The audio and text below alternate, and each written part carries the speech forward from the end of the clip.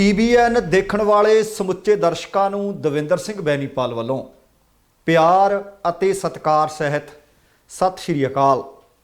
ਦ Benipal show ਵਿੱਚ ਤੁਹਾਡਾ ਸਭਨਾਂ ਦਾ ਨਿੱਘਾ ਸਵਾਗਤ। ਆਓ ਦੋਸਤੋ ਰਲ ਮਿਲ ਕੇ ਕੁਝ ਅਹਿਮ ਖਬਰਾਂ ਕੁਝ ਅਹਿਮ ਘਟਨਾਵਾਂ ਦੇ ਉੱਤੇ ਵਿਚਾਰ ਚਰਚਾ ਕਰੀਏ। ਸਭ ਤੋਂ ਪਹਿਲਾਂ ਸੰਖੇਪ ਦੇ ਵਿੱਚ ਤੁਹਾਡੇ ਨਾਲ ਉਹ ਘਟਨਾਵਾਂ ਕਿਹੜੀਆਂ ਨੇ ਉਹ ਆਓ ਸਾਂਝੀਆਂ ਕਰਾਂ। ਅੰਤਰਰਾਸ਼ਟਰੀ ਯਾਤਰਾ ਮੁੜ ਬਹਾਲ ਕਰਨ ਤੇ प्रधान मंत्री ट्रूडो ने अपना रुख किया स्पष्ट।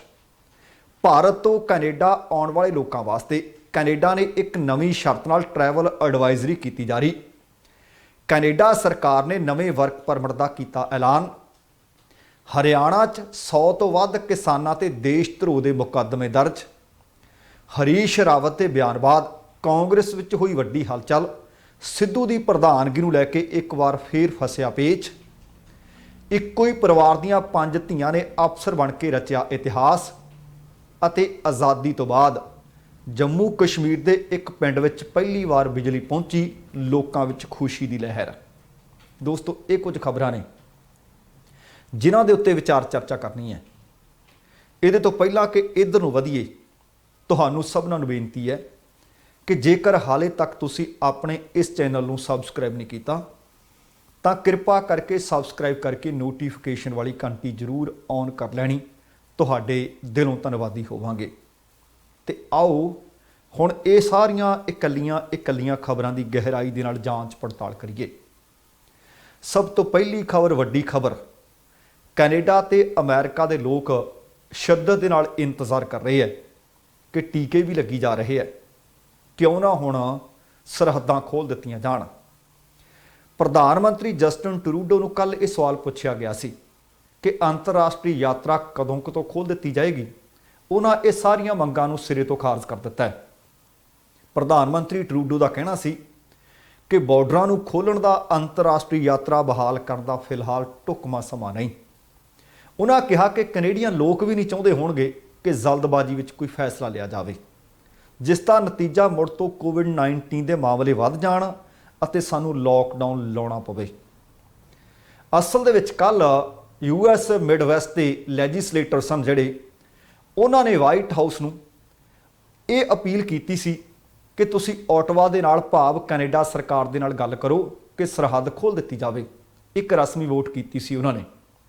ਇਹ ਬਾਰਡਰ ਤੁਰੰਤ ਖੋਲ੍ਹਣ ਦੀ ਉਹਨਾਂ ਨੇ ਮੰਗ ਰੱਖੀ ਸੀ, ਪਰ ਇਹਨੂੰ ਪ੍ਰਧਾਨ ਮੰਤਰੀ ਜਸਟਿਨ ਟਰੂਡੋ ਹੋਰਾਂ ਨੇ ਹਾਲੇ ਆਖਿਆ ਕਿ ਢੁਕਵਾਂ ਸਮਾਂ ਨਹੀਂ। ਤੁਹਾਨੂੰ ਸ਼ਾਇਦ ਯਾਦ ਹੋਣਾ ਹੈ ਕਿ ਬੀਤੇ ਵਰੇ ਸਾਲ 2020 ਦੇ ਮਾਰਚ ਮਹੀਨੇ ਦੇ ਆਖਰੀ ਹਫ਼ਤੇ ਤੋਂ ਕੈਨੇਡਾ ਅਤੇ ਅਮਰੀਕਾ ਦੇ ਬਾਰਡਰ ਦੇ ਉੱਤੇ ਕੋਈ ਵੀ ਗੈਰ ਜ਼ਰੂਰੀ ਯਾਤਰਾ ਬੰਦ ਕੀਤੀ ਹੋਈ ਹੈ। ਤੇ ਪ੍ਰਧਾਨ ਮੰਤਰੀ ਟਰੂਡੋ ਨੇ ਰੀਓਪਨਿੰਗ ਦਾ ਦੌਰ ਰੱਖਿਆ ਕਿ ਜਾਰੀ ਹੈ। ਢਿੱਲਾਂ ਅਸੀਂ ਲਗਾਤਾਰ ਦੇ ਰਹੇ ਹਾਂ, ਜਿਸ ਦੇ ਤਹਿਤ ਮੁਲਕ ਪਰਤਣ ਦੇ ਵਾਸਤੇ ਜਿਨ੍ਹਾਂ ਲੋਕਾਂ ਨੂੰ ਪੂਰੀ ਤਰ੍ਹਾਂ ਵੈਕਸੀਨੇਟਡ ਹੋ ਚੁੱਕੇ ਨੇ, ਅਸੀਂ ਇਹ ਢਿੱਲ ਦਿੱਤੀ ਹੈ ਕਿ ਉਹਨਾਂ ਨੂੰ ਹੁਣ ਕੁਆਰੰਟੀਨ ਨਹੀਂ ਹੋਣਾ ਪਏਗਾ। ਉਹਨਾਂ ਕਿਹਾ ਕਿ ਆਉਣ ਵਾਲਾ ਸਮਾਂ ਜਦੋਂ ਸਾਨੂੰ ਸੁਰੱਖਿਅਤ ਲੱਗਿਆ, ਸੁਰੱਖਿਅਤ ਢੰਗ ਨਾਲ ਸਰਹੱਦਾਂ ਖੋਲ੍ਹ ਦਿੱਤੀਆਂ ਜਾਣਗੀਆਂ।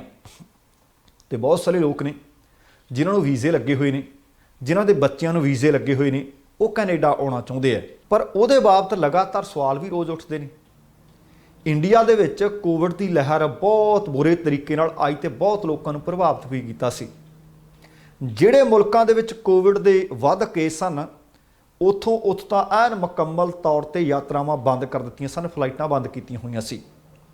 ਹੁਣ ਪਿਛਲੀ 21 ਤਰੀਕ ਨੂੰ ਪਾਬੰਦੀ ਦੇ ਵਿੱਚ 21 ਜੁਲਾਈ ਤੱਕ ਫਿਰ ਵਾਧਾ ਕਰ ਦਿੱਤਾ ਗਿਆ ਸੀ, ਪਰ ਪਾਕਿਸਤਾਨ ਤੋਂ ਯਾਤਰਾ ਬਹਾਲ ਕਰ ਦਿੱਤੀ ਗਈ ਸੀ।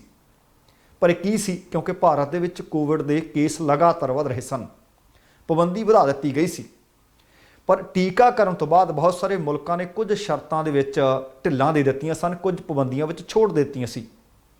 ਇਸੇ ਤਰ੍ਹਾਂ ਕਰੋਨਾ ਮਹਾਮਾਰੀ ਦੇ ਕਾਰਨ ਭਾਰਤ ਤੇ ਕੈਨੇਡਾ ਦੇ ਵਿਚਕਾਰ ਵੀ ਉਡਾਨਾਂ ਦੇ ਉੱਤੇ, ਫਲਾਈਟਸ ਦੇ ਉੱਤੇ 21 ਜੁਲਾਈ ਤੱਕ ਰੋਕ ਲੱਗੀ ਹੋਈ ਹੈ, ਮੁਅੱਤਲ ਕੀਤੀਆਂ ਹੋਈਆਂ ਨੇ। ਪਰ ਹੁਣ ਕੈਨੇਡਾ ਨੇ ਇੱਕ ਨਵੀਂ ਐਡਵਾਈਜ਼ਰੀ ਜਾਰੀ ਕੀਤੀ ਹੈ। ਕੈਨੇਡਾ ਨੇ ਹੁਣ ਪੂਰੀ ਤਰ੍ਹਾਂ ਨਾਲ ਟੀਕਾਕਰਨ ਕਰਵਾ ਚੁੱਕੇ, ਵੈਕਸੀਨੇਟ ਹੋ ਚੁੱਕੇ ਲੋਕਾਂ ਵਾਸਤੇ ਕੈਨੇਡਾ ਦੇ ਦਰਵਾਜ਼ੇ ਖੋਲ੍ਹਣੇ ਸ਼ੁਰੂ ਕਰ ਦਿੱਤੇ ਨੇ। ਕੈਨੇਡਾ ਨੇ ਥਰਡ ਕੰਟਰੀ ਰੂਟ ਤੋਂ ਆਉਣ ਵਾਲੇ ਲੋਕਾਂ ਨੂੰ, ਭਾਵ ਭਾਰਤੀਆਂ ਨੂੰ, ਕੈਨੇਡਾ ਦੇ ਵਿੱਚ ਆਉਣ ਦੀ ਹੁਣ ਇਸ ਨਵੀਂ ਐਡਵਾਈਜ਼ਰੀ ਦੇ ਤਹਿਤ ਆਗਿਆ ਦੇ ਦਿੱਤੀ ਹੈ। ਕੈਨੇਡਾ ਨੇ ਇਸ ਸੰਬੰਧ ਵਿੱਚ ਅਪਡੇਟਡ ਟਰੈਵਲ ਐਡਵਾਈਜ਼ਰੀ ਦੇ ਵਿੱਚ ਕਈ ਗੱਲਾਂ ਆਖੀਆਂ ਨੇ।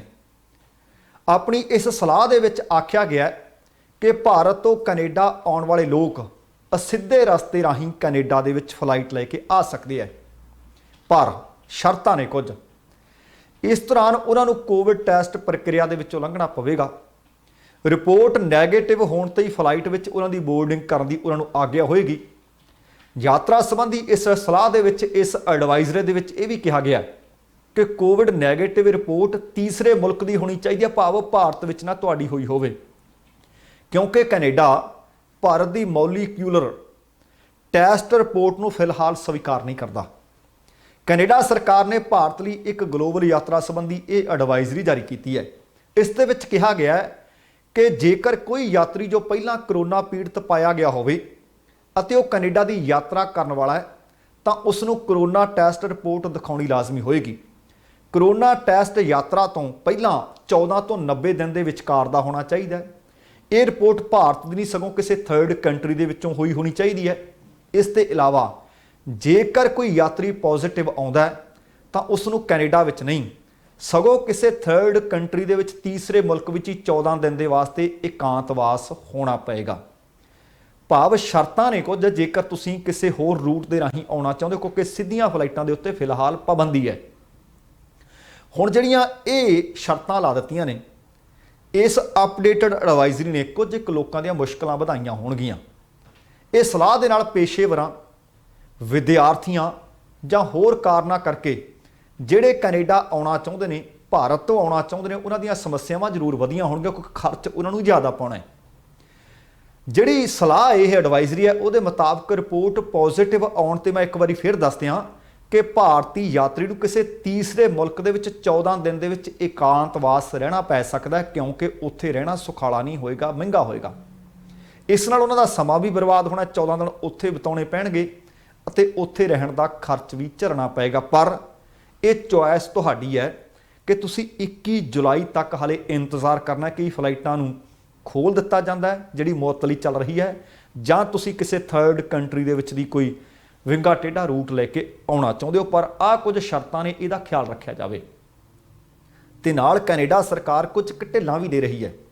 ਤੁਹਾਨੂੰ ਯਾਦ ਹੋਣਾ ਹੈ ਬੀਤੇ ਕੁਝ ਕੁ ਮਹੀਨੇ ਪਹਿਲਾਂ 90,000 ਉਹ ਲੋਕ ਜਿਨ੍ਹਾਂ ਵਿੱਚ ਸਟੂਡੈਂਟ ਵੀ ਸੀ ਤੇ ਜਿਨ੍ਹਾਂ ਵਿੱਚ ਕੁਝ ਹੋਰ ਜਿਹੜੇ ਵਰਕ ਪਰਮਿਟ ਤੇ ਸਨ, ਉਹਨਾਂ ਨੂੰ PR ਐਪਲੀਕੇਸ਼ਨ ਲਾਉਣ ਦਾ ਵਿਦਿਨ ਕੈਨੇਡਾ ਐਲਾਨ ਹੋਇਆ ਸੀ।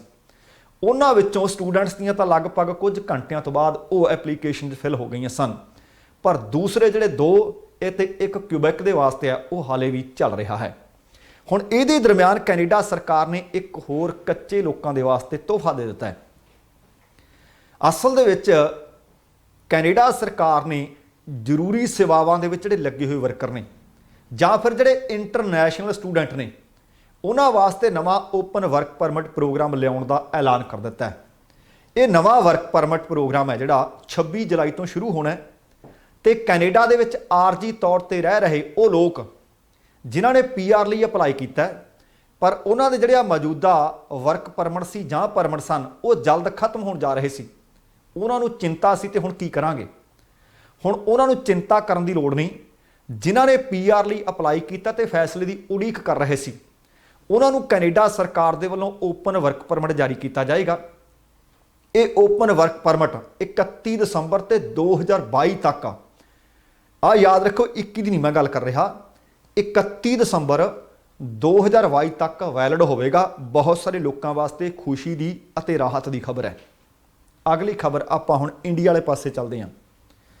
ਕਈ ਵਾਰੀ ਜੇਕਰ ਕਿਸੇ ਪਰਿਵਾਰ ਦੇ ਵਿੱਚ ਨਵਾਂ ਜੀ ਆਉਂਦਾ ਹੈ, ਬਹੁਤੇ ਲੋਕ ਉਹਦੀ ਖੁਸ਼ੀ ਨਹੀਂ ਮਨਾਉਂਦੇ, ਪਰ ਉਹ ਜੀ ਕਿਹੜਾ ਹੁੰਦਾ ਹੈ। ਭਾਵੇਂ ਕਿ ਸਮਾਂ ਬਦਲ ਰਿਹਾ ਹੈ, ਭਾਵ ਧੀਆਂ ਤੇ ਪੁੱਤਰਾਂ ਦੇ ਵਿਚਕਾਰ ਫਰਕ ਕੀਤਾ ਜਾਂਦਾ ਹੈ, ਖਾਸ ਕਰਕੇ ਰਾਜਸਥਾਨ ਦੇ ਵਿੱਚ ਅੱਜ ਵੀ ਕੀਤਾ ਜਾਂਦਾ ਹੈ। ਪਰ ਇਹ ਜਿਹੜੀ ਮੈਂ ਖਬਰ ਤੁਹਾਡੇ ਵਾਸਤੇ ਚੋਣ ਕਰਕੇ ਅੱਜ ਪ੍ਰੋਗਰਾਮ ਦੌਰਾਨ ਸ਼ਾਮਲ ਕੀਤੀ ਹੈ ਵੀ ਰਾਜਸਥਾਨ ਸੂਬੇ ਨਾਲ ਸੰਬੰਧਿਤ, ਜਿੱਥੇ ਇੱਕ ਵਿਅਕਤੀ ਦੇ ਘਰ 5 ਧੀਆਂ, 5 ਨੇ ਇਤਿਹਾਸ ਸਿਰਜ ਦਿੱਤਾ ਹੈ। 2 ਪਹਿਲਾਂ ਸੀ ਤੇ 3 ਹੁਣ ਇਕੱਠੀਆਂ ਅਫਸਰ ਬਣੀਆਂ ਨੇ। RAS ਭਾਵ ਰਾਜਸਥਾਨ ਐਡਮਿਨਿਸਟ੍ਰੇਟਿਵ ਜਿਹੜੀ ਸਰਵਿਸਿਜ਼ ਹੈ ਉਹਦੇ ਵਿੱਚ ਇਹਨਾਂ ਨੇ ਅਫਸਰ ਬਣ ਕੇ ਇਤਿਹਾਸ ਸਿਰਜਿਆ। 3 ਭੈਣਾਂ ਦੀ ਲਗਨ ਕਹੀਏ, ਮਿਹਨਤ ਕਹੀਏ, ਉਹਨਾਂ ਨੇ ਇਹ ਸਾਬਤ ਕਰ ਦਿੱਤਾ ਕਿ ਜੇਕਰ ਇਨਸਾਨ ਕੁਝ ਬਣਨਾ ਚਾਹੁੰਦਾ ਹੋਵੇ, ਪਾਲਣ ਪੋਸ਼ਣ ਉਹਨਾਂ ਦਾ ਚੰਗਾ ਹੁੰਦਾ ਹੋਵੇ, ਤਾਂ ਭਾਵੇਂ ਪੁੱਤ ਹੈ ਤੇ ਭਾਵੇਂ ਖਾਸ ਕਰਕੇ ਧੀ ਹੈ, ਕਿਸੇ ਤੇ ਬੋਝ ਨਹੀਂ, वरदान साबित हो सकती है। राजस्थान प्रशासनिक सेवा दे विच तिन्ने ही भैणां ने इकट्ठियां ने ਪ੍ਰੀਖਿਆ ਦਿੱਤੀ ਤੇ ਪਾਸ ਵੀ ਤਿੰਨੇ ਹੀ ਹੋ ਗਈਆਂ ਨੇ। ਇਹਨਾਂ ਤਿੰਨੇ ਹੀ ਭੈਣਾਂ ਨੇ ਇਕੱਠਿਆਂ ਸਰਕਾਰੀ ਸਕੂਲ ਦੇ ਵਿੱਚ ਪੜ੍ਹਿਆ। ਤੱਪੜ ਸਕੂਲ ਦੇ ਵਿੱਚ 5ਵੀਂ ਕੀਤੀ ਇਹਨਾਂ ਨੇ, 5ਵੀਂ ਤੱਕ ਸਰਕਾਰੀ ਸਕੂਲ ਦੇ ਵਿੱਚ ਪੜ੍ਹਾਈ ਕੀਤੀ। ਇਹਨਾਂ ਵਿੱਚੋਂ ਇੱਕ ਦਾ ਨਾਂ ਮੰਜੂ ਨੇ ਸਾਲ 2012 ਦੇ ਵਿੱਚ ਰਾਜਸਥਾਨ ਪ੍ਰਸ਼ਾਸਨਿਕ ਸੇਵਾ ਦੇ ਵਿੱਚ ਸਹਿਕਾਰੀ ਵਿਭਾਗ ਦੇ ਵਿੱਚ ਚੋਣ ਹੋਈ, ਜਦ ਕਿ ਸਭ ਤੋਂ ਪਹਿਲੀ ਜਿਹੜੀ ਉਹਦੇ ਤੋਂ ਵੱਡੀ ਸੀ ਰੋਮਾ, ਉਹਦੀ ਸਾਲ 2011 ਵਿੱਚ ਚੋਣ ਹੋ ਗਈ ਸੀ। ਤੇ ਜਿਹੜੀਆਂ ਤਿੰਨ ਧੀਆਂ ਰਹਿੰਦੀਆਂ ਸੀ, ਤਿੰਨ ਲੜਕੀਆਂ ਰਹਿੰਦੀਆਂ ਸੀ, ਉਹਨਾਂ ਨੇ ਵੀ RAS ਭਾਵ ਰਾਜਸਥਾਨ ਐਡਮਿਨਿਸਟ੍ਰੇਟਿਵ ਸਰਵਿਸਿਜ਼ ਦੇ ਵਿੱਚ ਆਪਣਾ ਹੁਣ ਸਥਾਨ ਹਾਸਲ ਕਰ ਲਿਆ। ਇਹਨਾਂ ਤਿੰਨਾਂ 'ਚ ਅੰਸ਼ੂ ਨੇ OBC ਗਰਲ ਵਿੱਚ 31ਵਾਂ, ਰੀਤੂ ਨੇ 96ਵਾਂ ਅਤੇ ਸੁਮਨ ਨੇ 98ਵਾਂ ਰੈਂਕ ਹਾਸਲ ਕੀਤਾ ਹੈ। ਕਦੇ ਪੰਜੇ ਹੀ ਭੈਣਾਂ ਪਿੰਡ ਦੇ ਸਰਕਾਰੀ ਸਕੂਲ ਵਿੱਚ ਪੜ੍ਹਦੀਆਂ ਸੀ। ਫਿਰ ਮਾਂ-ਬਾਪ ਨੇ ਉਹਨਾਂ ਨੂੰ ਸ਼ਹਿਰ ਦੇ ਇੱਕ ਪ੍ਰਾਈਵੇਟ ਸਕੂਲ ਦੇ ਵਿੱਚ ਪੜ੍ਹਨ ਵਾਸਤੇ ਪਾ ਦਿੱਤਾ। ਹੁਣ ਜਿਹੜੇ ਖਾਸ ਕਰਕੇ ਪੁੱਤ ਦੀ ਇੱਛਾ ਰੱਖਦੇ ਆ, ਉਹਨਾਂ ਵਾਸਤੇ ਆ ਖਬਰ ਬਹੁਤ ਮਹੱਤਵਪੂਰਨ ਤੇ ਵੱਡੀ ਹੈ।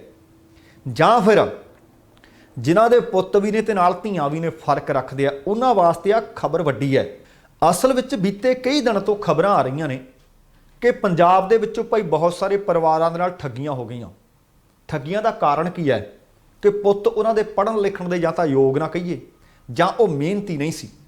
ਕਿਸੇ ਦੀ ਧੀ ਦੇ ਉੱਤੇ ਜੂਆ ਖੇਡਿਆ, 25 30 ਲੱਖ ਰੁਪਈਆ ਆਇਲਟਸ ਕਰਾ ਕੇ ਇੱਥੋਂ ਦੇ ਸਕੂਲਾਂ ਕਾਲਜਾਂ ਦੇ ਵਿੱਚ ਪੜ੍ਹਨ ਵਾਸਤੇ ਭੇਜੀਆਂ, ਪਰ ਬਾਅਦ ਵਿੱਚ ਉਹ ਬਦਨੀਤ ਹੋ ਗਈਆਂ। ਹੁਣ ਕਸੂਰਵਾਰ ਕਿਹਨੂੰ ਠਹਿਰਾਇਆ ਜਾਵੇ ਜਾਂ ਕਿਹਨੂੰ ਨਾ ਠਹਿਰਾਇਆ ਜਾਵੇ? ਅਸਲ ਦੇ ਵਿੱਚ ਉਸ ਰਿਸ਼ਤੇ ਦੀ ਬੁਨਿਆਦ ਇੱਕ ਕੰਟਰੈਕਟ, ਕਿ ਜੇ ਅਸੀਂ ਤੁਹਾਡੀ ਧੀ ਤੇ ਪੈਸਾ ਲਾ ਦਿਆਂਗੇ ਤੇ ਤੁਹਾਡੀ ਧੀ ਸਾਡੇ ਪੁੱਤ ਨੂੰ ਸੱਦ ਲਵੇ। ਹੁਣ ਅਸਲ ਦੇ ਵਿੱਚ ਤਾਂ ਦੋਸ਼ੀ ਦੋਵੇਂ ਹੀ ਪਰਿਵਾਰ ਨੇ, ਪਰ ਮੰਨ ਲਓ ਜਦੋਂ ਇੱਕ ਧੀ ਨੇ ਜਾਂ ਇੱਕ ਪਰਿਵਾਰ ਨੇ ਇਸ ਗੱਲ ਦੇ ਉੱਤੇ ਸਮਝੌਤਾ ਕਰੀ ਲਿਆ, ਫਿਰ ਕੈਨੇਡਾ ਦੇ ਵਿੱਚ ਆ ਕੇ ਨੀਤ ਬਦਨੀਤ ਹੋਣ ਦਾ ਕਾਰਨ ਕੀ ਹੈ? ਇਹ ਬਹੁਤ ਵੱਡੇ ਸਵਾਲ ਨੇ। ਰੋਜ਼ 5-7 ਕੇਸ ਹੁਣ ਪੰਜਾਬ ਦੇ ਪਾਸਿਓਂ ਇਸ ਤਰ੍ਹਾਂ ਦੇ ਆਉਣ ਲੱਗ ਪਏ ਹੈ, ਜਦੋਂ ਲੋਕ ਸਾਹਮਣੇ ਆ ਕੇ ਆਪਣੇ ਦਿਲ ਦੇ ਦੁੱਖੜੇ ਫਰੋਲ ਰਹੇ ਹੈ ਕਿ ਸਾਡੇ ਨਾਲ 25 ਲੱਖ ਦੀ, ਸਾਡੇ ਨਾਲ 30 ਲੱਖ ਦੀ, ਸਾਡੇ ਨਾਲ 35 ਲੱਖ ਦੀ ਠੱਗੀ ਹੋ ਗਈ। ਆਹ ਖਬਰ ਉਹਨਾਂ ਵਾਸਤੇ ਬਹੁਤ ਮਹੱਤਵਪੂਰਨ ਹੈ ਕਿ ਆਪਣੇ ਪੁੱਤਰਾਂ ਨੂੰ, ਆਪਣੇ ਧੀਆਂ ਨੂੰ ਯੋਗ ਬਣਾਓ। ਉਹ ਦੁਨੀਆ ਦੇ ਕਿਸੇ ਵੀ ਕੋਨੇ ਵਿੱਚ ਹੁਣ ਤਰੱਕੀ ਕਰ ਸਕਦੇ ਹੈ। ਖਾਸ ਕਰਕੇ ਜਿਹੜੇ ਲੋਕ ਸਿਰਫ ਪੁੱਤਰ ਦੀ ਇੱਛਾ ਰੱਖਦੇ ਹੈ, ਉਹਨਾਂ ਨੂੰ ਇਸ ਖਬਰ ਤੋਂ ਸਬਕ ਸਿੱਖਣ ਦੀ ਜ਼ਰੂਰਤ ਹੈ ਕਿ ਧੀਆਂ ਬੋਝ ਨਹੀਂ, ਹੀਰੇ ਨੂੰ ਨਿਖਾਰਿਆ ਜਾ ਸਕਦਾ, ਪਰ ਉਹਦੀ ਪਰਖ ਕਰਨੀ ਪਏਗੀ। ਇਹ ਖਬਰ ਹੈ ਹਨੂਮਾਨਗੜ੍ਹ ਜ਼ਿਲ੍ਹੇ ਦੇ ਇੱਕ ਛੋਟੇ ਜਿਹੇ ਪਿੰਡ ਦੀ, ਜਿੱਥੇ ਤਿੰਨ ਧੀਆਂ ਨੇ ਇਕੱਠੀਆਂ ਨੇ ਅਫਸਰ ਬਣ ਕੇ ਮਾਂ-ਬਾਪ ਦਾ ਸੁਪਨਾ ਸਾਕਾਰ ਕਰ ਦਿੱਤਾ, ਪੂਰੇ ਮੁਲਕ ਦਾ ਮਾਣ ਵਧਾਇਆ ਮੈਂ ਆਖ ਸਕਦਾ।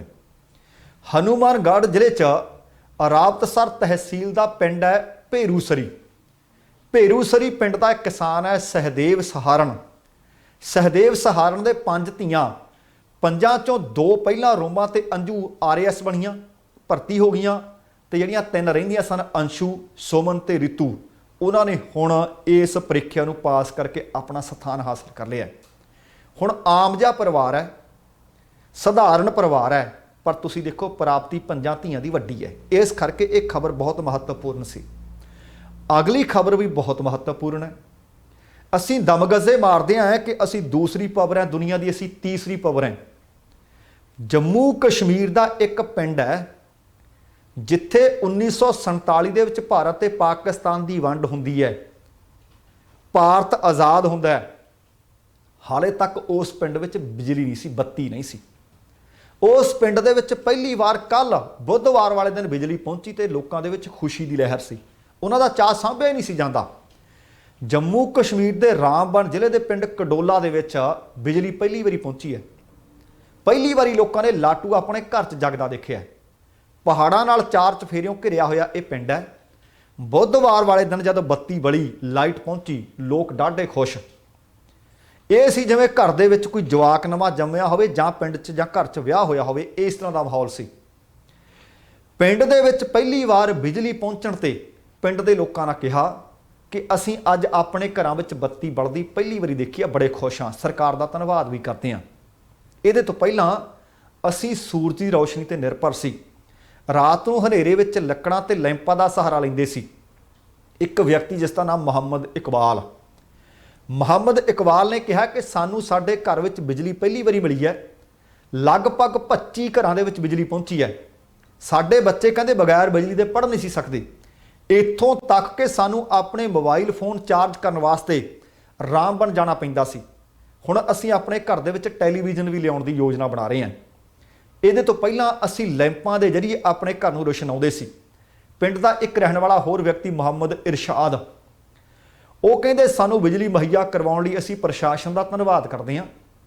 ਲੱਕੜਾਂ ਤੋਂ ਤੇ ਅਸੀਂ ਸੂਰਜ ਦੀ ਰੋਸ਼ਨੀ ਤੋਂ ਹੁਣ ਅੱਗੇ ਜੋ ਨਿਰਭਰ ਸੀ, ਹੁਣ ਨਾਲ ਸਾਨੂੰ ਆਹ ਬਿਜਲੀ ਬਹੁਤ ਮਹੱਤਵਪੂਰਨ ਹੋਇਆ ਕਰੇਗੀ।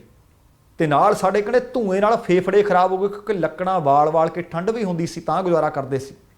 ਉਹਦੇ ਤੋਂ ਇਲਾਵਾ ਰੌਸ਼ਨੀ ਵਾਸਤੇ ਅਸੀਂ ਅੱਗ ਬਾਲਦੇ ਸੀ ਤਾਂ ਗੁਜ਼ਾਰਾ ਕਰਦੇ ਸੀ। ਲੈਂਪ ਦਾ ਧੂਆਂ ਉਹ ਸਾਨੂੰ ਖਰਾਬ ਕਰਦਾ ਸੀ। ਸਿਹਤ ਦੀਆਂ ਕਈ ਸਮੱਸਿਆਵਾਂ ਦੇ ਨਾਲ ਕਹਿੰਦੇ ਹੁਣ ਅਸੀਂ ਪਿੰਡ ਦੇ ਲੋਕ ਘਿਰੇ ਹੋਏ ਸੀ। ਬਿਜਲੀ ਦੀ ਸਪਲਾਈ ਨਾਲ ਧੂਏ ਤੋਂ ਰਹਿਤ ਹੋ ਜਾਾਂਗੇ। ਹੁਣ ਕਹਿੰਦੇ ਅਸੀਂ ਫੋਨ ਵੀ ਘਰੇ ਚਾਰਜ ਕਰ ਲਿਆ ਕਰਾਂਗੇ, ਅਸੀਂ ਟੀਵੀ ਵੀ ਲਿਆ ਸਕਦੇ ਹਾਂ, ਫਰਿੱਜ ਵੀ ਲਿਆ ਸਕਦੇ ਹਾਂ, ਭਾਵ ਬਿਜਲੀ ਦੇ ਹੋਰ ਯੰਤਰਾਂ ਦਾ, ਹੋਰ ਸਹੂਲਤਾਂ ਦਾ ਅਸੀਂ ਆਨੰਦ ਮਾਣ ਸਕਦੇ ਹਾਂ। ਤੇ ਅਗਲੀ ਗੱਲ ਕਹਿੰਦੇ ਆਨਲਾਈਨ ਹੁਣ ਸਾਡੇ ਬੱਚੇ ਜਮਾਤਾਂ ਦਾ ਹਿੱਸਾ ਵੀ ਬਣ ਸਕਣਗੇ। ਦੇਖੋ ਵੀ ਕਿੰਨੀ ਤਰੱਕੀ ਕੀਤੀ ਹੈ। ਇਹ ਮੰਨਣਾ ਪਊ ਕਿ ਭਾਰਤ ਨੇ 1947 ਤੋਂ ਬਾਅਦ ਡੈਮ ਵੀ ਬਣਾਏ ਨੇ, ਹਥਿਆਰ ਵੀ ਖਰੀਦੇ ਨੇ, ਬੜਾ ਕੁਝ ਬਣਾਇਆ, ਪਰ ਹਾਲੇ ਵੀ ਬਹੁਤ ਸਾਰੇ ਪਿੰਡਾਂ ਵਿੱਚ ਬਿਜਲੀ ਦਾ ਨਾ ਹੋਣਾ, ਬਹੁਤ ਸਾਰੇ ਪਿੰਡਾਂ ਵਿੱਚ ਡਰਿੰਕਿੰਗ ਵਾਟਰ ਦਾ ਨਾ ਮਿਲਣਾ, ਆਪਣੇ ਆਪ ਦੇ ਵਿੱਚ ਅਸੀਂ ਜਿੱਡੀ ਵੱਡੀ ਮਰਜ਼ੀ ਪਾਵਰ ਬਣ ਜਾਈਏ, ਕਿਤੇ ਨਾ ਕਿਤੇ ਸਵਾਲੀਆ ਚਿੰਨ੍ਹ ਲੱਗਦੇ ਨੇ। ਅਗਲੀ ਖਬਰ ਪੰਜਾਬ ਦੀ ਰਾਜਨੀਤੀ ਦੇ ਵਿੱਚ ਘਮਸਾਣ ਦੀ ਖਬਰ ਹੈ, ਵੱਡੀ ਖਬਰ ਹੈ, ਖਾਸ ਕਰਕੇ ਕਾਂਗਰਸ ਦੇ ਵਾਸਤੇ। ਲੱਗਦਾ ਸੀ ਕਿ ਸਭ ਕੁਝ ਠੀਕ ਹੋ ਗਿਆ, ਪਰ ਠੀਕ ਹੁੰਦਿਆਂ ਹੁੰਦਿਆਂ ਇੱਕ ਵਾਰੀ ਫੇਰ ਪੇਚ ਫਸ ਗਿਆ। ਪੰਜਾਬ ਕਾਂਗਰਸ ਦੇ ਵਿੱਚ ਬਦਲਾਅ ਨੂੰ ਲੈ ਕੇ ਹਾਈ ਕਮਾਨ ਲੱਗਦਾ ਸੀ ਕਿ ਨਵਜੋਤ ਸਿੰਘ ਸਿੱਧੂ ਨੂੰ ਪ੍ਰਧਾਨ ਥਾਪ ਰਹੀ ਹੈ। ਜਦੋਂ ਹਾਈ ਕਮਾਨ ਨੇ ਇਹ ਸੰਕੇਤ ਦਿੱਤੇ, ਇਹਨਾਂ ਸੰਕੇਤਾਂ ਤੋਂ ਬਾਅਦ ਪੰਜਾਬ ਕਾਂਗਰਸ ਦਾ ਇਹ ਮਾਮਲਾ ਹੱਲ ਹੋਣ ਦੀ ਬਜਾਏ ਹੋਰ ਗਹਿਰਾਉਂਦਾ ਨਜ਼ਰ ਆ ਰਿਹਾ ਹੈ। ਇੱਕ ਪਾਸੇ ਨਵਜੋਤ ਸਿੰਘ ਸਿੱਧੂ ਨੇ ਪੰਜਾਬ ਕਾਂਗਰਸ ਦੇ ਕਈ ਵਿਧਾਇਕਾਂ ਦੇ ਨਾਲ ਮੁਲਾਕਾਤ ਕੀਤੀ ਹੈ, ਬੈਠਕ ਕੀਤੀ ਹੈ, ਤੇ ਦੂਸਰੇ ਪਾਸੇ ਮੁੱਖ ਮੰਤਰੀ ਅਮਰਿੰਦਰ ਸਿੰਘ ਹੋਰਾਂ ਨੇ ਆਪਣੇ ਕਰੀਬੀ ਮੰਤਰੀਆਂ ਤੇ ਵਿਧਾਇਕਾਂ ਤੇ ਕੁਝ ਸਾਂਸਦਾਂ ਦੇ ਨਾਲ ਵੀ ਬੈਠਕ ਕੀਤੀ ਹੈ। ਇਸ ਨਾਲ ਫਿਰ ਪੰਜਾਬ ਕਾਂਗਰਸ ਦੇ ਵਿੱਚ ਹਲਚਲ ਤੇਜ਼ ਹੋਈ ਹੈ। ਪੰਜਾਬ ਦੀ ਸਿਆਸਤ ਇੱਕ ਵਾਰੀ ਫਿਰ ਗਰਮਾਈ ਹੈ। ਕੈਪਟਨ ਅਮਰਿੰਦਰ ਸਿੰਘ ਦੇ ਮੀਡੀਆ ਸਲਾਹਕਾਰ, ਉਹਨਾਂ ਨੇ ਇੱਕ ਗੱਲ ਤੇ ਸਫਾਈ ਵੀ ਦਿੱਤੀ ਹੈ। ਸਫਾਈ ਉਹਨਾਂ ਨੇ ਇਸ ਗੱਲ ਤੇ ਦਿੱਤੀ ਹੈ, ਜਦੋਂ ਇਹ ਖਬਰਾਂ ਆਈਆਂ ਸੀ ਕਿ ਨਵਜੋਤ ਸਿੰਘ ਸਿੱਧੂ ਨੂੰ ਪ੍ਰਧਾਨ ਥਾਪ ਦਿੱਤਾ, ਬਈ ਸਿਰਫ ਐਲਾਨ ਬਾਕੀ ਹੈ, ਖਬਰਾਂ ਨਸ਼ਰ ਹੋ ਗਈਆਂ ਸੀ ਕਿ ਕੈਪਟਨ ਅਮਰਿੰਦਰ ਸਿੰਘ ਆਪਣਾ ਅਸਤੀਫਾ ਦੇਣ ਲੱਗੇ ਨੇ। ਉਹਨਾਂ ਦੇ ਸਲਾਹਕਾਰ ਨੇ ਜਿਹੜੇ, ਉਹਨਾਂ ਨੇ ਇਹਨਾਂ ਚਰਚਾਵਾਂ ਨੂੰ ਪੂਰੀ ਤਰ੍ਹਾਂ ਖਾਰਜ ਕਰ ਦਿੱਤਾ ਹੈ ਕਿ ਨਹੀਂ, ਇਸ ਤਰ੍ਹਾਂ ਦੀ ਕੋਈ ਗੱਲ ਨਹੀਂ। ਦੂਸਰੇ ਪਾਸੇ ਨਵਜੋਤ ਸਿੰਘ ਸਿੱਧੂ ਨੂੰ ਪੰਜਾਬ ਕਾਂਗਰਸ ਦੀ ਕਮਾਨ ਸੌਂਪਣ ਨੂੰ ਲੈ ਕੇ ਪਾਰਟੀ ਹਾਈ ਕਮਾਨ ਨੂੰ ਦੁਬਾਰਾ ਫਿਰ ਤੋਂ ਮਸ਼ੱਕਤ ਕਰਨੀ ਪੈ ਰਹੀ ਹੈ।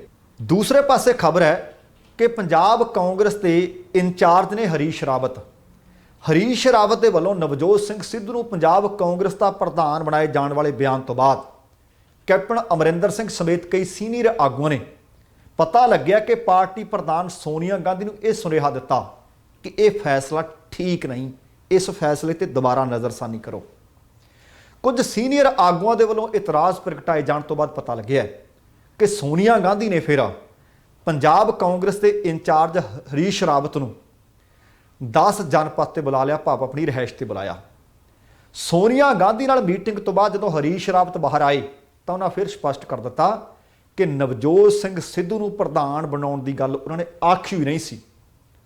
ਇਸ ਤੋਂ ਪਹਿਲਾਂ ਇਹ ਦੱਸਣਾ ਬਣਦਾ ਹੈ ਕਿ ਹਰੀਸ਼ ਰਾਵਤ ਦੇ ਹਵਾਲੇ ਨਾਲ ਖਬਰਾਂ ਮਿਲੀਆਂ ਸੀ ਕਿ ਨਵਜੋਤ ਸਿੰਘ ਸਿੱਧੂ ਨੂੰ ਪੰਜਾਬ ਕਾਂਗਰਸ ਦਾ ਪ੍ਰਧਾਨ ਬਣਾਇਆ ਜਾ ਰਿਹਾ ਹੈ, ਜਦ ਕਿ ਉਸੇ ਹੀ ਸ਼ਾਮ ਸੋਨੀਆ ਗਾਂਧੀ ਨਾਲ ਮੀਟਿੰਗ ਤੋਂ ਬਾਅਦ ਰਾਵਤ ਨੂੰ ਇਹ ਸਪਸ਼ਟ ਕਰਨਾ ਪਿਆ ਕਿ ਉਹਨਾਂ ਇਹ ਨਹੀਂ ਸੀ ਕਿਹਾ ਕਿ ਸਿੱਧੂ ਹੀ ਕਾਂਗਰਸ ਦੇ ਪ੍ਰਧਾਨ ਹੋਣਗੇ, ਪਰ ਕਹਿੰਦੇ ਜਦੋਂ ਉਹਨਾਂ ਨੂੰ ਮੀਡੀਆ ਨੇ ਪੁੱਛਿਆ ਸੀ, ਉਹਨਾਂ ਨੇ ਇਹ ਕਿਹਾ ਸੀ ਕਿ ਸਿੱਧੂ ਪ੍ਰਧਾਨ ਹੋਣਗੇ, ਤਾਂ ਮੈਂ ਕਿਹਾ ਸੀ ਕਿ ਹਾਂ, ਇਹਦੇ ਆਸ-ਪਾਸ ਹੀ ਹੋਊ ਗੱਲ। ਭਾਵ ਵਿੰਗੇ ਟੇਢੇ ਜਿਹੇ ਢੰਗ ਨਾਲ ਆ ਕੇ ਸੀ, ਇਸ਼ਾਰਾ ਕਰ ਗਏ ਸੀ, ਸੰਕੇਤ ਦੇ ਗਏ ਸੀ ਕਿ ਸਿੱਧੂ ਹੀ ਪ੍ਰਧਾਨ ਹੋਣਗੇ। ਖਬਰਾਂ ਇੱਕ ਦਿਨ ਦੀਆਂ ਨਹੀਂ ਬੀਤੇ, ਕਈ ਦਿਨ ਦੀਆਂ ਆ ਰਹੀਆਂ ਸੀ ਕਿ ਸਿੱਧੂ ਨੂੰ ਪ੍ਰਧਾਨ ਬਣਾਏ ਜਾਣ ਦਾ ਫੈਸਲਾ ਲੈ ਲਿਆ। ਸਿੱਧੂ ਦਾ ਨਾਂ ਉਹ ਕਹਿੰਦੇ ਮੈਂ ਨਹੀਂ ਸੀ ਲਿਆ, ਮੈਂ ਇਹ ਕਿਹਾ ਸੀ ਕਿ ਹਾਂ ਤੁਸੀਂ ਕਹਿੰਦੇ ਹੋ ਸਿੱਧੂ ਪ੍ਰਧਾਨ ਹੋਊ, ਮੈਂ ਕਿਹਾ ਸੀ ਹਾਂ ਇਹਦੇ ਨੇੜੇ ਤੇੜੇ ਫੈਸਲਾ ਹੋਊ। ਹੁਣ ਸੂਤਰ ਦੁਬਾਰਾ ਜਿਹੜੀ ਗੱਲ ਦੱਸਦੇ ਆ ਕਿ ਹਰੀਸ਼ ਰਾਵਤ ਦੇ ਵੱਲੋਂ ਸਿੱਧੂ ਦੇ ਪੰਜਾਬ ਕਾਂਗਰਸ ਦੇ ਪ੍ਰਧਾਨ ਬਣਨ ਦੇ ਬਿਆਨ ਤੋਂ ਬਾਅਦ ਕੈਪਟਨ ਅਮਰਿੰਦਰ ਸਿੰਘ ਨੇ ਸੋਨੀਆ ਗਾਂਧੀ ਨਾਲ ਗੱਲ ਕਰਕੇ ਇਤਰਾਜ਼ ਪ੍ਰਗਟਾਇਆ ਤੇ ਉੱਥੇ ਇਸ ਫੈਸਲੇ ਦੇ ਵਿਰੋਧ ਦੇ ਵਿੱਚ ਕਾਂਗਰਸ ਦੇ ਸੀਨੀਅਰ ਆਗੂ ਕਮਲਨਾਥ ਅਤੇ ਸਾਬਕਾ ਕੈਬਨਿਟ ਮੰਤਰੀ ਅਸ਼ਵਨੀ ਕੁਮਾਰ ਨੇ ਵੀ ਇਤਰਾਜ਼ ਪ੍ਰਗਟਾਇਆ। ਪਾਰਟੀ ਦੇ ਵਿੱਚ ਉਥਲ-ਪੁਥਲ ਹੁੰਦੀ ਸੀ ਤੇ ਇਹ ਸਾਰੀਆਂ ਉੱਠ ਰਹੀਆਂ ਬਾਕੀ ਸੁਰਾਂ ਜਾਂ ਬਗਾਵਤਾਂ ਨੂੰ ਦੇਖ ਕੇ ਪਤਾ ਲੱਗਿਆ ਕਿ ਸੋਨੀਆ ਗਾਂਧੀ ਨੇ ਹਰੀਸ਼ ਰਾਵਤ ਨੂੰ ਤੁਰੰਤ ਤਲਬ ਕੀਤਾ। ਇਸ ਤੋਂ ਬਾਅਦ ਰਾਵਤ ਨੇ ਇਸ ਗੱਲ ਤੋਂ ਇਨਕਾਰ ਕੀਤਾ ਕਿ ਉਹਨਾਂ ਨੇ ਸਿੱਧੂ ਨੂੰ ਪੰਜਾਬ ਕਾਂਗਰਸ ਦੇ ਪ੍ਰਧਾਨ ਬਣਾਏ ਜਾਣ ਦੀ ਗੱਲ ਸਿੱਧੀ ਆਖੀ ਹੋਈ ਨਹੀਂ। ਉੱਥੇ ਹੀ ਪੰਜਾਬ ਕਾਂਗਰਸ ਦੇ ਵਿੱਚ ਚਰਚਾ ਇਹ ਵੀ ਰਹੀ ਕਿ ਕੈਪਟਨ ਨੇ ਸੋਨੀਆ ਗਾਂਧੀ ਨੂੰ ਮੁੱਖ ਮੰਤਰੀ ਅਹੁਦੇ ਤੋਂ ਅਸਤੀਫੇ ਦੀ ਗੱਲ ਆਖ ਦਿੱਤੀ ਹੈ ਕਿ ਜੇ ਤੂੰ ਮੰਨਣਾ ਨਹੀਂ।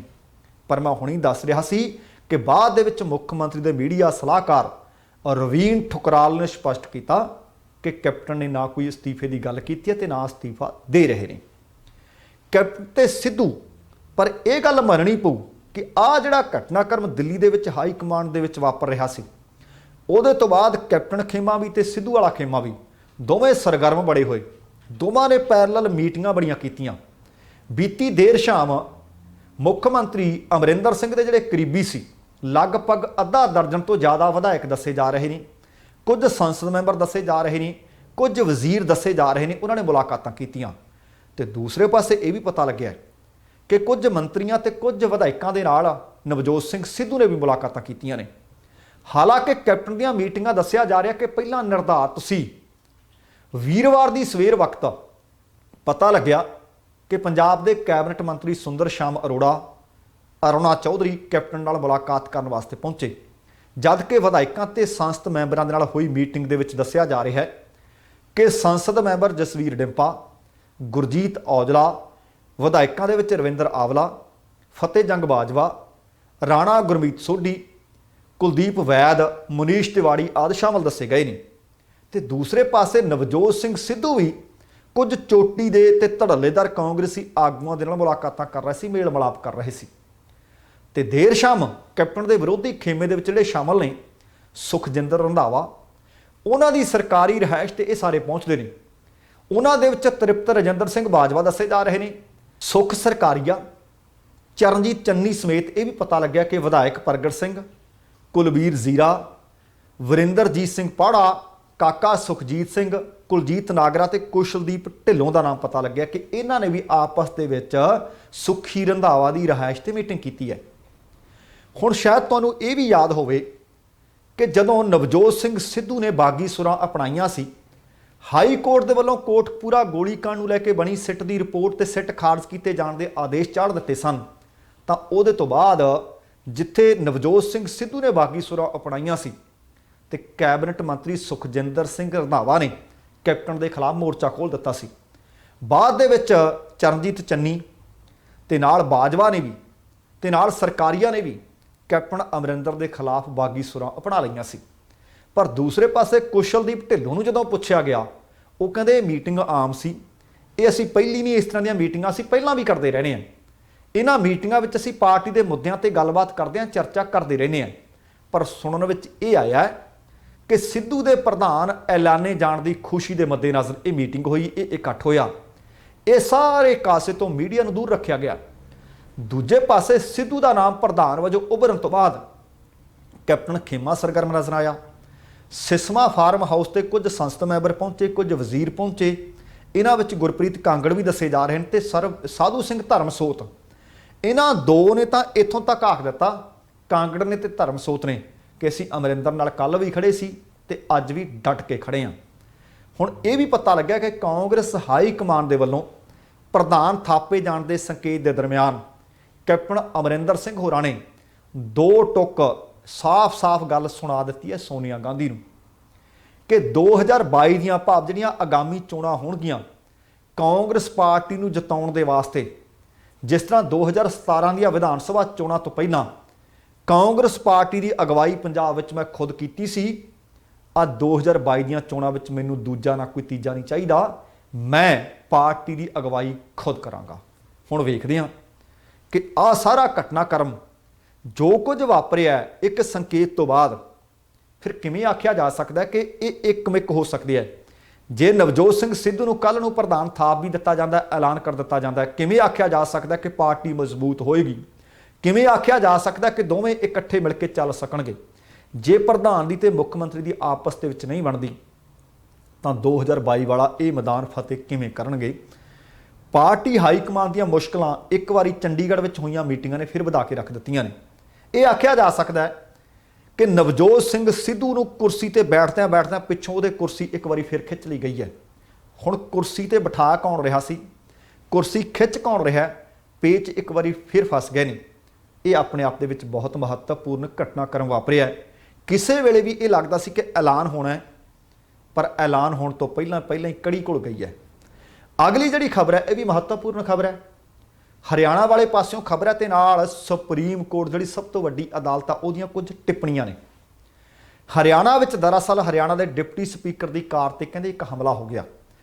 ਕਥਿਤ ਹਮਲੇ ਦੇ ਦੋਸ਼ ਦੇ ਵਿੱਚ ਪੁਲਿਸ ਨੇ 100 ਕਿਸਾਨਾਂ ਦੇ ਖਿਲਾਫ ਦੇਸ਼ ਧਰੋਹ ਦਾ ਮੁਕੱਦਮਾ ਦਰਜ ਕਰ ਦਿੱਤਾ। ਇਹ ਕਿਉਂ ਹੋਇਆ? ਕਿਉਂਕਿ ਖੇਤੀ ਕਾਨੂੰਨਾਂ ਦਾ ਵਿਰੋਧ ਕੀਤਾ ਜਾ ਰਿਹਾ ਹੈ ਕਿਸਾਨਾਂ ਦੇ ਵੱਲੋਂ। ਇਸੇ ਹੀ ਵਿਰੋਧ ਦੇ ਦੌਰਾਨ ਹਰਿਆਣਾ ਦੇ ਡਿਪਟੀ ਸਪੀਕਰ ਰਣਵੀਰ ਗੰਗਵਾ ਦੇ ਅਧਿਕਾਰਤ ਵਹੀਕਲ ਦੇ ਉੱਤੇ ਪਤਾ ਲੱਗਿਆ ਸੀ ਕਿ 100 ਤੋਂ ਜ਼ਿਆਦਾ ਕਿਸਾਨਾਂ ਨੇ ਹਮਲਾ ਕਰ ਦਿੱਤਾ। ਇਹ ਦੱਸਿਆ ਗਿਆ ਸੀ ਕਿ ਗੱਡੀ ਤੋੜ ਦਿੱਤੀ ਤੇ ਇਹ ਘਟਨਾ ਬੀਤੀ 11 ਜੁਲਾਈ ਨੂੰ ਹਰਿਆਣਾ ਦੇ ਸਿਰਸਾ ਦੇ ਵਿੱਚ ਵਾਪਰੀ ਸੀ। ਇਸੇ ਹੀ ਕਰਕੇ 100 ਕਿਸਾਨਾਂ ਦੇ ਉੱਤੇ ਇੱਕ FIR ਦਰਜ ਕੀਤੀ ਗਈ ਤੇ ਕੀਤੀ ਗਈ ਦੇਸ਼ ਧਰੋਹ ਦੀ। ਸ਼ਿਕਾਇਤ ਦੇ ਵਿੱਚ ਦੇਸ਼ ਧਰੋਹ ਤੋਂ ਇਲਾਵਾ ਕਈ ਹੋਰ ਸੰਗੀਨ ਦੋਸ਼, ਜਿਨ੍ਹਾਂ ਵਿੱਚ ਲੋਕ ਸੇਵਕ ਨੂੰ ਜਨਤਕ ਕੰਮਾਂ ਦੇ ਵਿੱਚ ਅੜਿੱਕਾ ਅਡਾਉਣ ਦੇ ਯਤਨ ਕੀਤੇ ਜਾਣ ਦੇ ਕਾਰਨ ਕਿ ਉਹਨੂੰ ਕੰਮ ਨਹੀਂ ਸੀ ਕਰਨ ਦਿੱਤਾ ਜਾ ਰਿਹਾ, ਇਹ ਪਰਚਾ ਦਰਜ ਕਰ ਦਿੱਤਾ ਗਿਆ। ਕਿਸਾਨ ਅੰਦੋਲਨ ਦੇ ਦੋ ਆਗੂਆਂ ਹਰਚਰਨ ਸਿੰਘ ਤੇ ਪ੍ਰਹਲਾਦ ਸਿੰਘ ਦਾ ਵੀ ਇਸ FIR ਦੇ ਵਿੱਚ ਨਾਮ ਦੱਸਿਆ ਜਾ ਰਿਹਾ ਹੈ। ਹੁਣ ਇਹ ਖਬਰ ਆ ਹੀ ਰਹੀ ਸੀ। ਇਸ ਖਬਰ ਦੇ ਆਉਣ ਤੋਂ ਕੁਝ ਘੰਟਿਆਂ ਬਾਅਦ ਆ ਜਿਹੜਾ ਦੇਸ਼ ਧਰੋਹ ਦਾ ਮੁਕੱਦਮਾ ਦਰਜ ਕੀਤਾ, ਇਹਦੇ ਉੱਤੇ ਭਾਰਤ ਦੀ ਸਭ ਤੋਂ ਸਿਖਰਲੀ ਅਦਾਲਤ, ਵੱਡੀ ਅਦਾਲਤ ਸੁਪਰੀਮ ਕੋਰਟ ਨੇ ਕੁਝ ਅਹਿਮ ਟਿੱਪਣੀਆਂ ਕੀਤੀਆਂ ਨੇ। ਸੁਪਰੀਮ ਕੋਰਟ ਨੇ ਵਸਤੀਵਾਦੀ ਆ ਜਿਹੜਾ ਕਾਨੂੰਨ ਸੀ ਉਹਦੇ ਉੱਤੇ ਬਹੁਤ ਟਿਕਾ ਕੇ ਟਿੱਪਣੀਆਂ ਕੀਤੀਆਂ। ਮਾਣਯੋਗ ਅਦਾਲਤ ਨੇ ਸਰਕਾਰ ਨੂੰ ਪੁੱਛਿਆ ਕਿ ਕੀ ਆਜ਼ਾਦੀ ਦੇ 75 ਸਾਲਾਂ ਬਾਅਦ ਵੀ ਇਹ ਕਾਨੂੰਨ ਜ਼ਰੂਰੀ ਹੈ? ਸੁਪਰੀਮ ਕੋਰਟ ਦੇ ਜੱਜ NV ਰਮੰਨਾ ਦੀ ਅਗਵਾਈ ਵਾਲੇ 3 ਮੈਂਬਰੀ ਬੈਂਚ, 3 ਜੱਜਾਂ ਦੇ ਬੈਂਚ ਨੇ ਇੱਕ ਸੁਣਵਾਈ ਦੇ ਦੌਰਾਨ ਕੇਂਦਰ ਸਰਕਾਰ ਨੂੰ ਸਵਾਲ ਕੀਤਾ ਕਿ ਦੱਸਿਓ ਕਿ ਆਜ਼ਾਦੀ ਦੇ 75 ਸਾਲ ਬਾਅਦ ਵੀ ਸਾਡੇ ਮੁਲਕ ਦੇ ਵਿੱਚ ਦੇਸ਼ ਧਰੋਹ ਬਾਰੇ ਕਾਨੂੰਨ ਦੀ ਦਫਾ ਹਾਲੇ ਵੀ ਜ਼ਰੂਰਤ ਹੈ। ਇਹ ਕਹਿੰਦੇ ਇਹਦੀ ਵਰਤੋਂ ਤਾਂ ਉਸ ਵਕਤ ਜਿਹੜੀ ਬਸਤੀਵਾਦੀ ਸਰਕਾਰ ਸੀ ਜਾਂ ਅੰਗਰੇਜ਼ੀ ਸਰਕਾਰ ਸੀ ਜਾਂ ਅੰਗਰੇਜ਼ੀ ਸਾਮਰਾਜ ਆਖੀਏ, ਇਸ ਦਫਾ ਦੀ, ਇਸ ਕਾਨੂੰਨ ਦੀ ਤਾਂ ਵਰਤੋਂ ਉਹ ਕਰਿਆ ਕਰਦੇ ਸੀ। ਜਸਟਿਸ ਰਮੰਨਾ ਨੇ ਬੜੇ ਸਾਫ਼ ਸ਼ਬਦਾਂ ਦੇ ਵਿੱਚ ਕਿਹਾ ਕਿ ਦੇਸ਼ ਧਰੋਹ ਬਾਰੇ ਕਾਨੂੰਨ ਬਸਤੀਵਾਦੀ ਕਾਨੂੰਨ ਹੈ। ਮਾਣਯੋਗ ਅਦਾਲਤ ਨੇ ਕਿਹਾ ਕਿ ਕਾਨੂੰਨ ਦੀ ਦੁਰਵਰਤੋਂ ਕੀਤੀ ਜਾ ਰਹੀ ਸੀ ਅੰਗਰੇਜ਼ਾਂ ਦੇ ਵਕਤ, ਕਿ ਹੁਣ ਵੀ ਅਸੀਂ ਉਹੀ ਕਰ ਰਹੇ ਹਾਂ। ਟਿੱਪਣੀ ਕੀਤੀ ਕਿ ਦੇਸ਼ ਧਰੋਹ ਵਰਤਣਾ ਇੰਝ ਹੈ ਜਿਵੇਂ ਕਿਸੇ ਤਰਖਾਣ ਨੂੰ ਇੱਕ ਲੱਕੜ ਦਾ ਟੁਕੜਾ ਕੱਟਣ ਦੇ ਵਾਸਤੇ ਇੱਕ ਆਰੀ ਫੜਾ ਦਿੱਤੀ ਗਈ ਹੋਵੇ, ਪਰ ਉਹ ਕਰੇ ਕੀ? ਉਹ ਟੁਕੜੇ ਦੀ ਬਜਾਏ ਸਾਰਾ ਜੰਗਲੀ ਉਸ ਆਰੀ ਨਾਲ ਵੱਢ ਸੁੱਟੇ। ਤੁਸੀਂ ਦੇਖੋ ਕਿ ਕਿੰਨੀ ਗੰਭੀਰ ਟਿੱਪਣੀ ਕੀਤੀ ਹੈ। ਦੱਸਣਾ ਬਣਦਾ ਹੈ ਕਿ ਅਦਾਲਤ ਦੇ ਵਿੱਚ ਇੱਕ ਸਾਬਕਾ ਫੌਜੀ ਅਧਿਕਾਰੀ, ਰਿਟਾਇਰਡ ਮੇਜਰ ਜਨਰਲ SG ਬੋਮਬਤਕੀਰੇ ਦੁਆਰਾ ਇੱਕ ਤਾਜ਼ੀਰਾਤੇ ਹਿੰਦ ਦੀ ਦਫਾ 124A ਦੀ ਸੰਵਿਧਾਨਕਤਾ ਨੂੰ ਚੁਣੌਤੀ ਦਿੱਤੀ ਹੋਈ ਪਟੀਸ਼ਨ ਤੇ ਮਾਣਯੋਗ ਅਦਾਲਤ ਸੁਣਵਾਈ ਕਰ ਰਹੀ ਸੀ। ਸਿਰਸਾ ਦੇ ਵਿੱਚ ਕਿਸਾਨਾਂ ਤੇ ਮੈਂ ਦੱਸ ਰਿਹਾ ਸੀ ਕਿ ਇਰਾਦਾ ਕਤਲ ਭਾਵ ਦਫਾ 302 ਵੀ ਲਗਾਈ ਗਈ ਹੈ।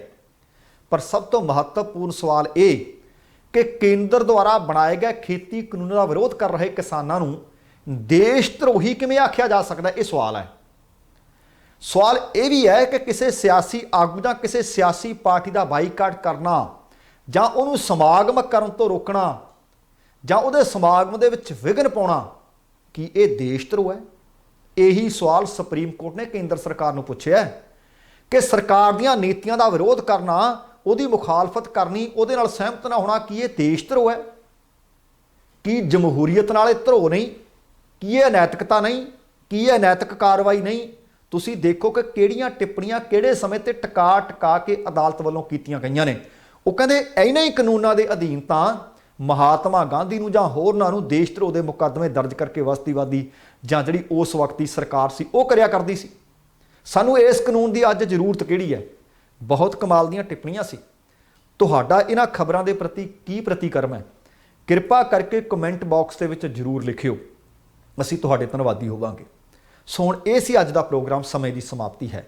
ਜਾਣ ਤੋਂ ਪਹਿਲਾਂ ਕਹਾਂਗਾ ਕਿ ਜ਼ਿੰਦਗੀ ਜਿੰਦਾਦਲੀ ਦਾ ਨਾਮ ਹੈ। ਪਰ ਇੱਕ ਬੇਨਤੀ ਜਾਣ ਤੋਂ ਪਹਿਲਾਂ ਹੋਰ ਕਰਦੇ ਹਾਂ ਕਿ ਜੇਕਰ ਹਾਲੇ ਤੱਕ ਤੁਸੀਂ ਆਪਣੇ ਚੈਨਲ ਨੂੰ ਸਬਸਕ੍ਰਾਈਬ ਨਹੀਂ ਕੀਤਾ ਤਾਂ ਸਬਸਕ੍ਰਾਈਬ ਜ਼ਰੂਰ ਕਰ ਲੈਣਾ।